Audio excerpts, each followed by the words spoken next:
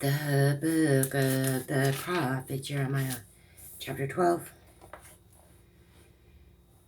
Righteous art thou, Lord, when I plead with thee, yet let me talk with thee of thy judgments.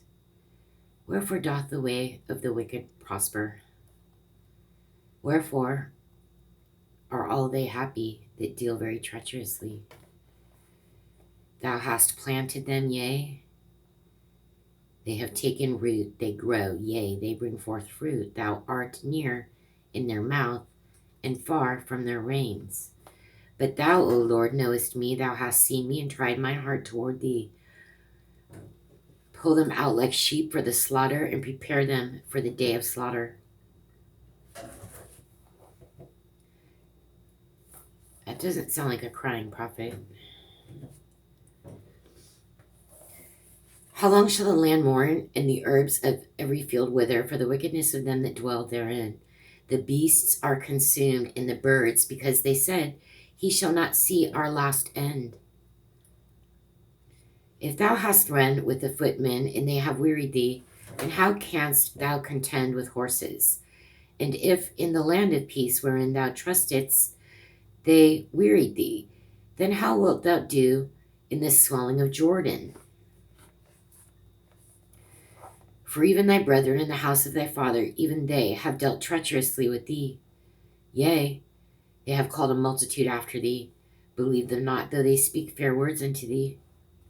I have forsaken mine house, I have left mine heritage, I have given the dearly beloved of my soul into the hand of her enemies. Mine heritage is unto me as a lion in the forest. It crieth out against me, therefore have I hated it. Mine heritage is unto me as a speckled bird. The birds round about are against her. Come ye, assemble all the beasts of the field. Come to devour. Many pastors have destroyed my vineyard. They have trodden my portion underfoot. They have made my pleasant portion a desolate wilderness. They have made it desolate, and being desolate, it mourneth unto me. The whole land is made desolate, because no man layeth it to heart. You know what he's trying to say right there, right? My favorite part. We should go back to, was it Nehemiah?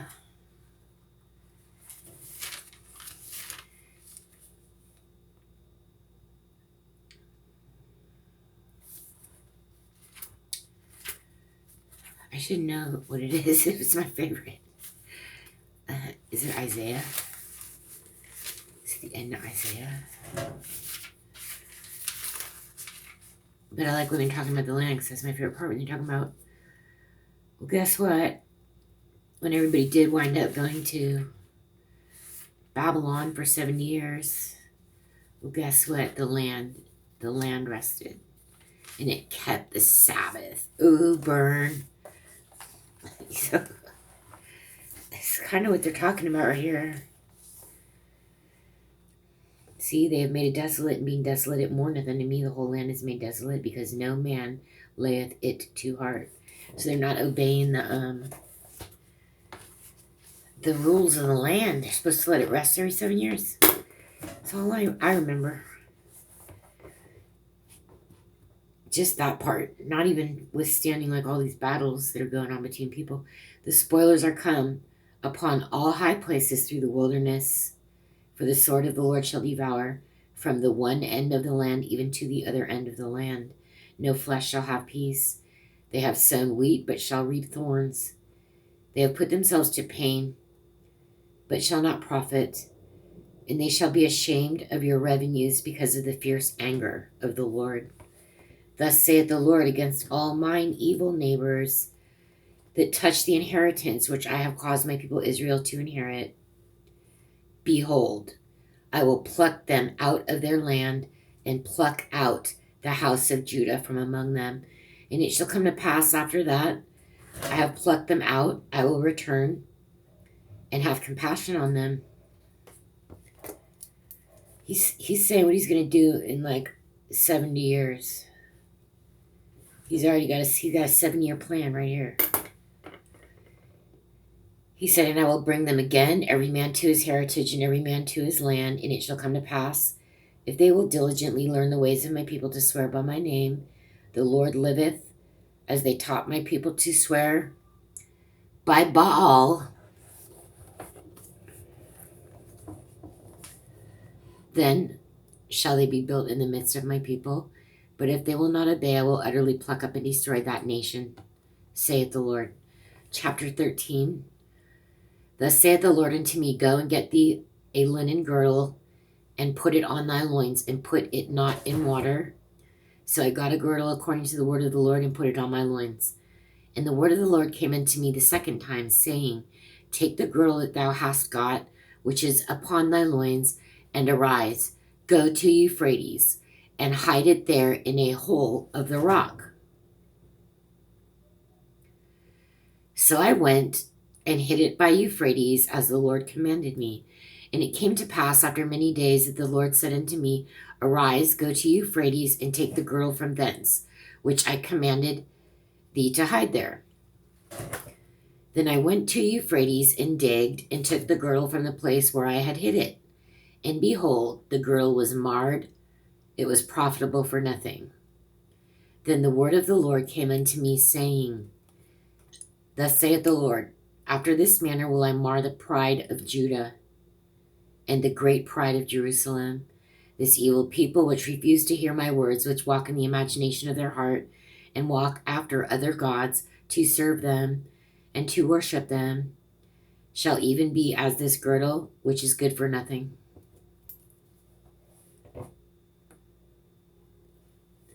He really doesn't like this idolatry.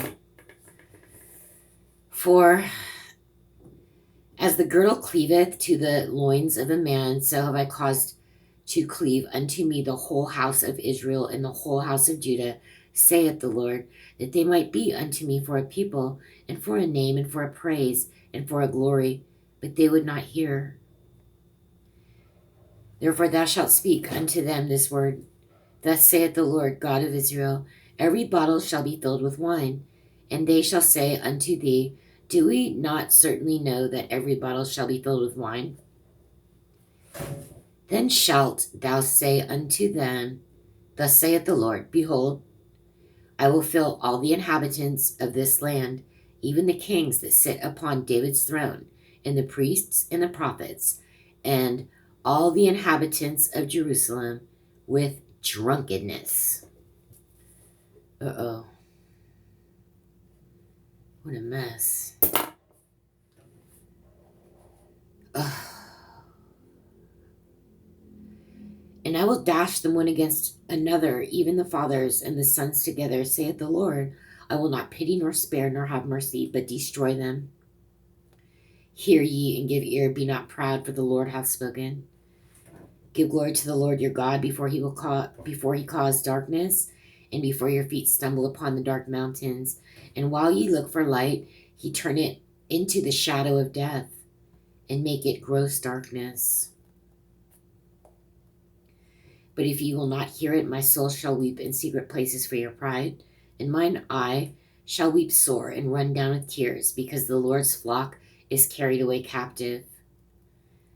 Say unto the king and to the queen, Humble yourselves, sit down, for your principality shall come down, even the crown of your glory.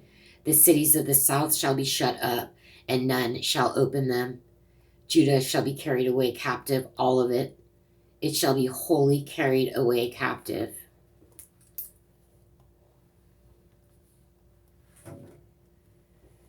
See, when people ask where the Ark of the Covenant went, it's kind of probably lost at this point. It seems like, see, they're not obeying it. It's kind of lost. Nobody cares where it is. Nobody's following the law. So I think at one point, King Nebuchadnezzar, I think we'll find out in Daniel, but he took it. He took the whole thing. Or wasn't that, was that Cyrus? And then he gave it back and he goes, Go. Did we already read that part? Anyway, it's a mystery, and this just reminds me of, like, Maybe around this time, it was already lost. Maybe they had the Ark of the Covenant still there, but like the books. Because remember Josiah? Josiah found a book, and that was like a really good day. And like Hezekiah, and they started doing the Sabbath, and they started doing all the commandments. But I kind of think maybe the covenant got taken to Babylon. But see, they don't talk about that because it's very dangerous to touch that thing. And I don't really even understand how the Palestine, the Philistines, even got a hold of it. Remember? And they had just to let it go. And it came back on a cart with just wild asses that took it straight back to where it needed to go because they were fed up. It was just destroying all their other gods in the temple. This Ark of the Covenant, but I can't figure out how they got it there. It's really, they're pretty crafty people. That's what you got to ask yourself because, well, even the Levites are like getting killed for touching it, right? When they're just moving it. How did the Philistines get their hands on it? I do not get that part. Maybe, I don't know, they just did not touch it. Maybe they just threw it. They somehow, with sticks, got it on a cart and then just had the asses drive the cart and they just never touched it. Because, like, how, or we just don't hear how many of them died. But they still had it until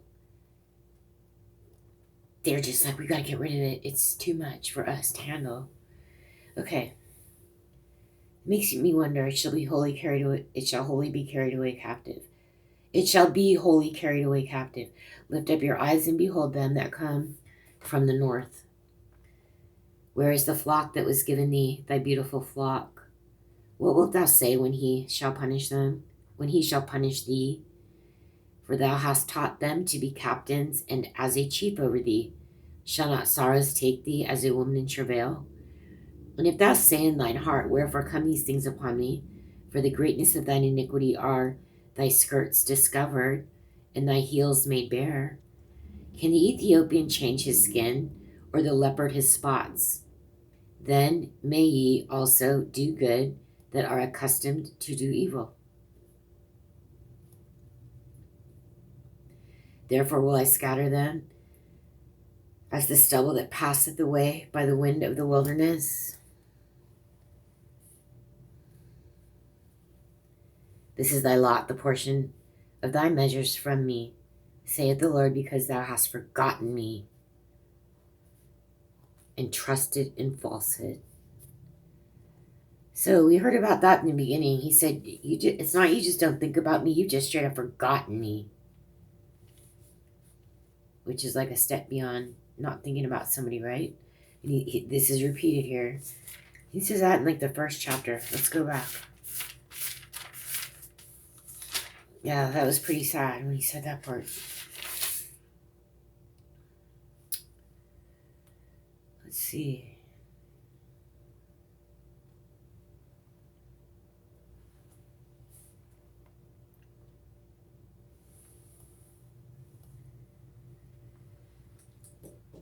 I don't know. I'm sure I underlined that. I know I said something. Because it's so sad. You know?